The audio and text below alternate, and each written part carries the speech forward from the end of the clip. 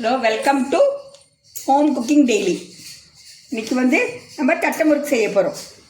தட்டை முறுக்கு தேவையான பொருட்கள், நான் புழுங்கரிசியை ஒரு 1/4 கிலோ புழுங்கரிசி அரைச்சி வச்சு நைஸாக அரைச்சி வச்சுருங்க கிரைண்டரில். இது பச்சரிசியில் செய்யலாம், ஆனால் புழுங்கரிசி செஞ்சால் டேஸ்ட்டாக இருக்கும். பச்சரிசி செஞ்சால் உளுந்தம்பருப்பு செஞ்சு போட்டு செய்யணும். புழுங்கரிசி செஞ்சால் பொட்டுக்கடலை மாவு, கருவேப்பிலை பொடிசாக நடுக்கிறது. இது நான் பெருங்காயம் கட்டி பெருங்காயம் எப்பவும் வறுக்கிறதுக்கு கட்டி பெருங்காயம் தண்ணியில் ஊற வச்சு தண்ணி எடுத்து வச்சுருக்கேன். இது கடலைப்பருப்பு ஊற வச்சு போடணும், அப்படியே போடாதீங்க தயவுசெய்து. தட்டை முறுக்கு அது நல்லா டேஸ்டிங்காக இருக்காது. 2 மணி நேரம் கடலைப்பருப்பு ஊறணும், ஊற வச்சு போடணும். அப்புறம் எள்ளு மேடமா, முதல்ல புழுங்கரிசியை நான் நைஸாக ஆட்டி வச்சுருக்கேன். இதில் 2 ஸ்பூன் அரைச்சி வச்ச பொடியாக நல்லா நைஸாக இருக்கணும்.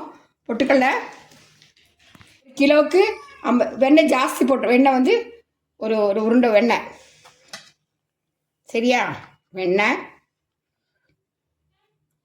கடலைப்பருப்பு, 1/4 கிலோ மாவு இருக்கிறதுனால கடலைப்பருப்பு கொஞ்சமாக தான் வச்சு போட்டிருக்கேன். எள்ளு நான் கழுவி சுத்தம் பண்ணி வச்சுருக்கேன், 1 ஸ்பூன் எள்ளு. மிளகுத்தூள் 1/2 ஸ்பூனு.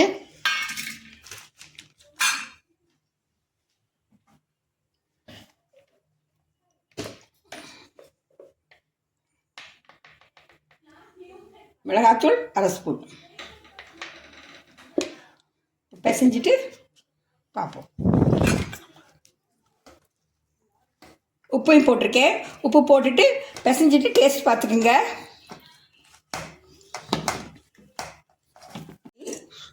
கருவேப்பிலை நல்லா பொடியாக நறுக்கிக்கணும். எல்லாம் போட்டு நம்ம கலந்து செய்யலாம். இது மாவு பார்த்திங்கன்னா இலக்கமாக இருக்கும். ஒரு 2 நிமிஷம் 10 நிமிஷம் வச்சிங்கன்னா கெட்டியாக வந்துடும் மாவு. நம்ம உருண்டை பொழிக்கிற அளவுக்கு வந்துடும்.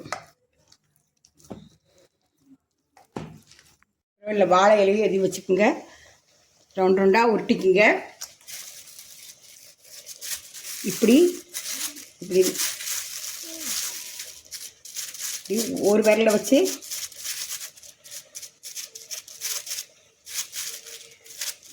சன்னமாக தட்டிக்குங்க.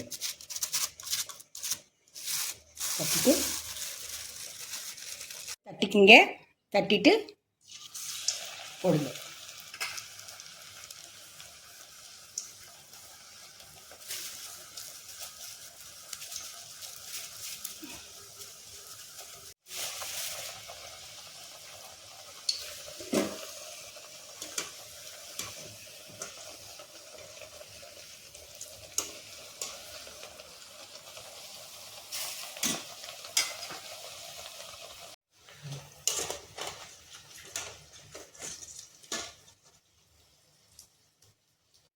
தட்டை